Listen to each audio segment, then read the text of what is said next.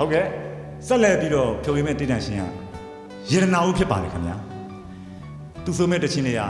အရန်လဲကောင်းပါတယ်အားလုံးနဲ့တက်ဆိုင်တယ်ခံစားလို့လည်းရရခြင်းဖြစ်ပါလေ ဟုတ်လားညီမလေးရတနာဦးကဘာတချင်းဆိုမှလဲ မငယ်ကိုနေထွန်းရေးတာလေဟုတ်လားကိုနေထွန်းဆိုသိပြီပေါ့သူရဲ့လက်ရ ဘာတချင်းလဲ အရန်ခံစားမယ် ဘာတချင်းလဲ ချင်းကဟိုအိုးတော့အိုးပဲ ဘာအိုးလဲဟိုစင်းအိုးလားမြေအိုးလားကြေးအိုးလား तू ကဟိုကြေးဦးမဟုတ်ခောက်ဆွဲပြုတ် ဟလာနှစ်ပွဲတော့